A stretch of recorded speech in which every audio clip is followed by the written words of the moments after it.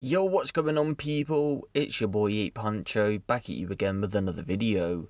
And so for this next one, we've got to head over to Walsall, which is a small town close by to Wolverhampton and isn't too far from Birmingham. So the incident which we're about to get into actually takes place on the 19th of May 2019, but the story starts a short while before this, but from reports it doesn't explain when the story actually started. Either way though, again, to start this story, Tehmoor Hussain had been a passenger in his friend's Toyota, driving in the Chuckery area of Walsall. It isn't exactly clear as to how this happened, but all we know is that the Toyota had came into contact with a Renault. The front passenger in this Renault car would be a man known as Toyub Ali. It's unknown if any damage was actually caused to the Renault, but during the initial contact, both parties had got out of their vehicles, and the occupants of the Renault had started saying that people from the Toyota had owed them money for the car, but Tehmoor claims that it isn't known if any damage had actually been caused to the other vehicle. Either way though, details were exchanged and both parties drove off. So we now fast forward to just after 5 PM on the 19th of May 2019, where two men believed to be Toyub and another man, Uzair Shahid, also known as Jeeza, entered Katz Kutz Barbershop on Wolverhampton Road, and they approached Tehmoor, who was currently having his haircut. They spoke with him and accused him of owing them money in relation to the situation we've just been over. It's believed that one of the men had then proceeded to punch Tehmoor in the back of the head before he got up and a confrontation took place. Words were then exchanged and the pair left the shop for a few minutes. They entered a black BMW X1, and it was here Jeeza pulled out a shotgun from the car. Jeeza, now equipped with a shotgun, points it at Tehmoor and makes his way to the barbers. Tehmoor had been holding the door closed, but eventually Jeeza would shoot him through the glass door in the stomach and the pair would make off. Emergency services were called and arrived at the scene a short while later.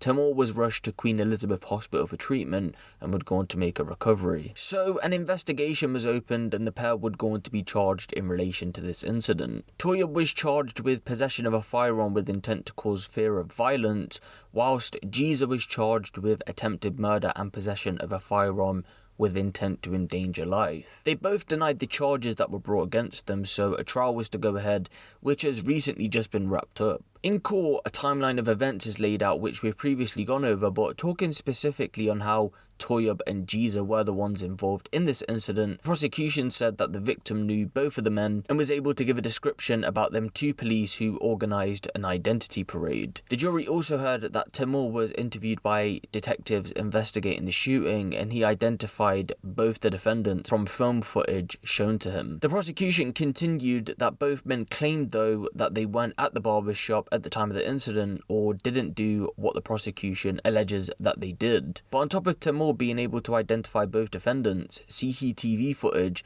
had also been shown in court, which was found from a garage in Walsall, which shows Toyub near to a black BMW X1, the same vehicle that was thought to have been used in the shooting. Jeeza had been on tag around the time of the shooting, and his ankle monitor pinged off other home monitoring units owned by others who wore tags in and around Walsall.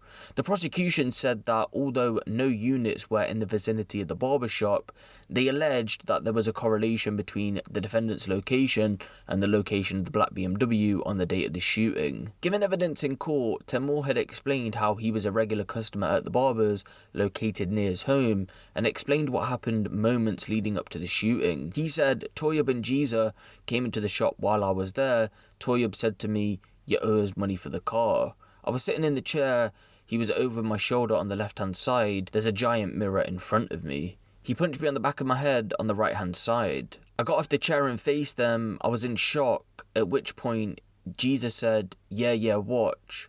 Toyub was standing next to him." He then goes on to explain that after a minute or two, both ran out of the shop, and he continued, "They ran to the car which was parked outside. From what I could see, it was a black BMW SUV type car. Jeeza went to the back of the car. He opened the back passenger door of the car on the driver's side. He pointed a firearm towards my direction.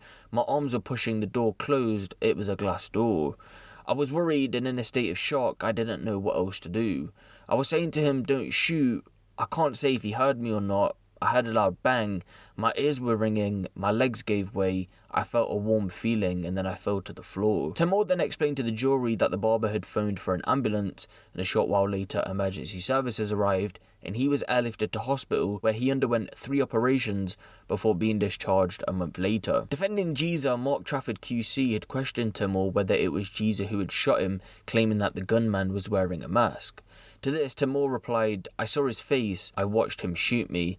I'll never forget his face." Tehmoor's cousin, Azim Hussain, had arrived at the scene after receiving a call and saw Tehmoor being taken outside on a stretcher, and this was also backed up by body cam footage worn by police officers. To sum up what he said, he basically asked Tehmoor who had done this to him, and he responded that it was Jeeza. Talking of Jeeza's tag, the court was told that it had a curfew, which meant it had to be at his registered address between the hours of 6 PM and 6 AM. Expert witness Kate Pardon said she had conducted a search of the Home Monitoring Unit database, which showed Jeeza arriving at his home at 6:05 PM. Kate Pardon said he'd remained at home for the rest of the night, but left a little earlier than his curfew time the next day. The BMW used in the incident had been found burnt out around an hour and a half after the shooting at 6:37 PM on Avian Close in Walsall, and CCTV footage was shown to the court of 3 men emerging from a car park, again in Avian Close, but it isn't clear from reports who these 3 men are alleged to be. At 7 PM, CCTV footage captures Toyub getting his hair and beard cut at a barber's in Coldmore at around 7 PM in what police believe was an attempt to change his appearance. Eventually though, after a 2-week trial, both men were found guilty on the charges that were brought against them, and they're due to be sentenced on the 29th of April 2021.